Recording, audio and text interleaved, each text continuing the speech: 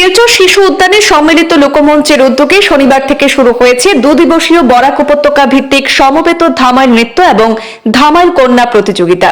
এদিন প্রদীপ প্রজ্বলন করে দুদিবসীয় এই অনুষ্ঠানের সূচনা করেন হুজাইয়ের রবীন্দ্রনাথ ঠাকুর বিশ্ববিদ্যালয়ের উপাচার্য অধ্যাপক ডক্টর মানবেন্দ্র দত্ত চৌধুরী, আসাম সরকারের মন্ত্রীদ্বয় যথাক্রমে কৌশিক রায় এবং কৃষ্ণেন্দু পাল, বিধায়ক দীপায়ন চক্রবর্তী এবং কমলাক্ষ দে পুরকায়স্থ। সম্মিলিত লোকমঞ্চের সভাপতি ডক্টর অরূপ কুমার রায় প্রমুখ উপস্থিত ছিলেন।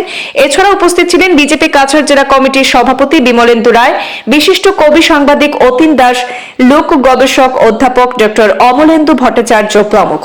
এদিনের অনুষ্ঠানে বক্তব্য রাখতে গিয়ে বরাক উপত্যকা উন্নয়ন বিভাগের মন্ত্রী কৌশিক রায় বলেন, রাজ্য সরকারের সাংস্কৃতিক পরিক্রমা বিভাগ এবং বরাক উপত্যকা উন্নয়ন বিভাগের যৌথ উদ্যোগে 2025 সালের জানুয়ারি ফেব্রুয়ারিতে শিলচরে যাতে সরকারিভাবে বৃহৎ আকারে ধামাইল উৎসব করা যায় এ ব্যাপারে মুখ্যমন্ত্রী ডক্টর হিমন্ত বিশ্ব শর্মার সাথে কথা বলবেন তিনি আরো বলেন, বরাক উপত্যকার লোক সংস্কৃতির অন্যতম অঙ্গ ধামাইলকে আন্তর্জাতিক স্বীকৃতি প্রদানের দাবিতে তিনি সোচ্চার থাকবেন।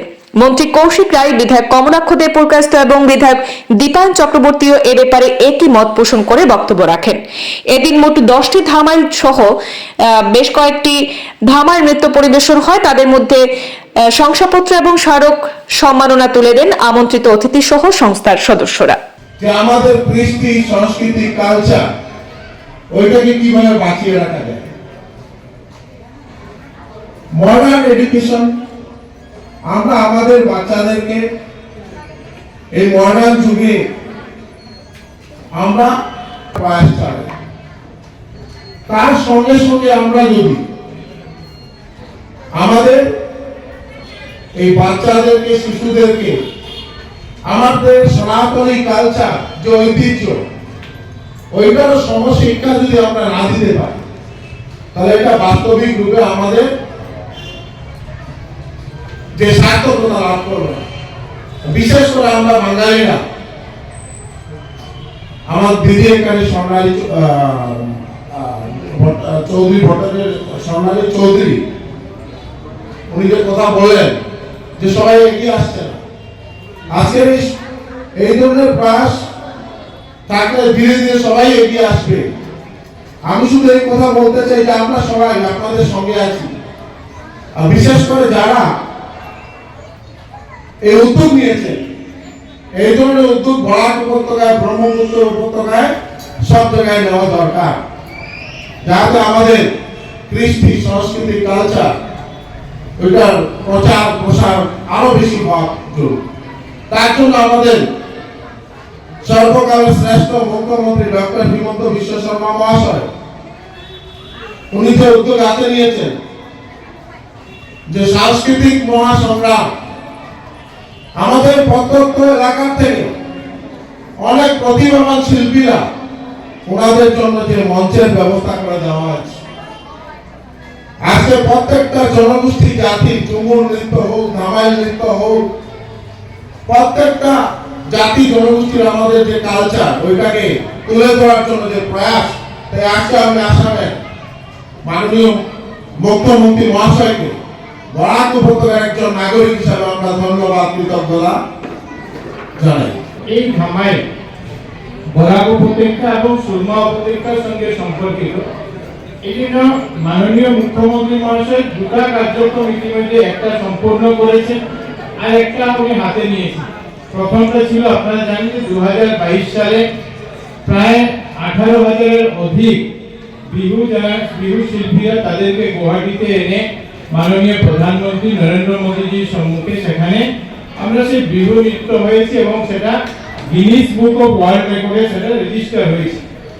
এবছর 25 ফেব্রুয়ারি 2025 সালে ভারতবর্ষের মাননীয় প্রধানমন্ত্রী মহাশয় 24 তারিখে গুয়াহাটিতে আসবেন। আপনারা জানেন একটা বড় কার্যসূচি আসামের জন্য নেওয়া হয়েছে, যে ইনভেস্টমেন্ট এন্ড ডেভেলপমেন্ট সামিট একটা এখানে নেওয়া হয়েছে এবং 25 তারিখে আমাদের গুয়াহাটিতে 800 চা বাগান থেকে 8,000 শিল্পীরা এখানে আসবেন, যারা সেখানে ঝুমুর নৃত্য পরিবেশন করবেন এবং ঝুমুরকে যাতে বিশ্বের মর্যাদায় আমরা নিয়ে যেতে পারি সেই প্রচেষ্টা একটা নেওয়া হয়েছে।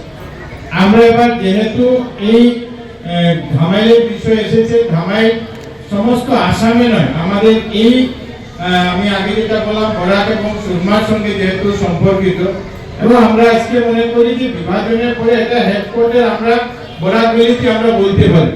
এই জন্য এই ধামাইকে আমরা কালচারাল অ্যাফেয়ার্স ডিপার্টমেন্ট আসাম সরকারের আর আমাদের বরাক ভ্যালি ডেভেলপমেন্ট ডিপার্টমেন্ট, দুটো ডিপার্টমেন্ট মিলে আমরা যেভাবে বিহু এবং ঝুমুরের প্রতিযোগিতা বা গিনিস বুকে আনা হয়েছে, সেটা আমরা শিলচরে একটা প্রোগ্রাম করা যায় কিনা এটা একটা আমরা চিন্তা শুরু করেছি, যাতে এই আমরা কত সংখ্যা হলে বা কতজন পার্টিসিপেন্ট সেখানে আনলে আমরা এটাকে একটা ভালো জায়গায় গিনিস বুক বা সেই পর্যায়ে জায়গায় আমরা নিয়ে যেতে পারি, সেই চেষ্টা আমরা একটা শুরু করেছি। কোনো একটা দল তো প্রথম স্থান পাবে, তারা যদি ওই 28-29 তারিখে পূজায় ওই প্রতিযোগিতায় অংশগ্রহণ করেন আমাদের ভালো লাগবে। ওখানে কার্বি থাকবে, ডিমাসা থাকবে, গারো থাকবে, সমস্ত থাকবে, বিহু থাকবে। পূজাইতে কিন্তু ধামাইয়ের একটা সুন্দর সংস্কৃতি আছে, পূজাইও একটা ধামাই দল থাকবে ওখানে। তার সঙ্গে যদি বরাক উপত্যকার শ্রেষ্ঠ ধামাই দলটি ওখানে গিয়ে অংশগ্রহণ করবে আমাদের ভালো লাগবে। এখন মূল বক্তব্য একেবারে সংক্ষেপে শেষ করছি। আমি যেভাবে এই ধামাই উৎসবটাকে বা ধামাই গান এবং ধামাই সংস্কৃতিকে ভিজুয়ালাইজ করি বা দেখার চেষ্টা করি, সেই কথাগুলো বলি। এই যে অদম্য উৎসাহ নিয়ে একদল মানুষ সম্মিলিত লোকমঞ্চ ধামাইকে হেরিটেজ ড্যান্স হিসাবে প্রতিষ্ঠিত করার চেষ্টা করছেন বা ধামাইকে জনপ্রিয় করার চেষ্টা করছেন, তার আসল কারণটা কি? কেবলই বিনোদন না, আমার ব্যক্তিগত মত হচ্ছে এর মধ্যে দিয়ে কেবল বিনোদন নয়, তার দুটো দিক আছে। একটা দিক হচ্ছে অর্থকরী। আমরা ধামাইকে, আমি আমার একটা অভিজ্ঞতার কথা বলছি। অস্ট্রেলিয়ার কুইন্সল্যান্ড প্রদেশে একটা দ্বীপ আছে যেটাকে টেঙ্গালোমা বলে। টেঙ্গালোমা ওখানকার ইন্ডিজিনাস ভাষা, ইংরেজি ভাষা নয়।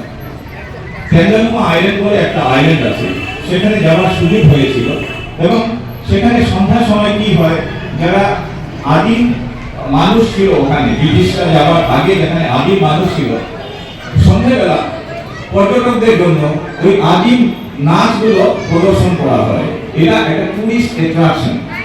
বরাক উপত্যকায় আমরা যারা পর্যটন শিল্পের বিকাশের কথা ভাবছি, বিভিন্ন সময়ে সঙ্গীতকে নিয়ে পর্যটনের বিকাশের কথা ভাবা হচ্ছে, বরাক উপত্যকায় টুরিস্ট হাবের কথা চিন্তা করা হচ্ছে, হোমস্টের কথা চিন্তা করা হচ্ছে।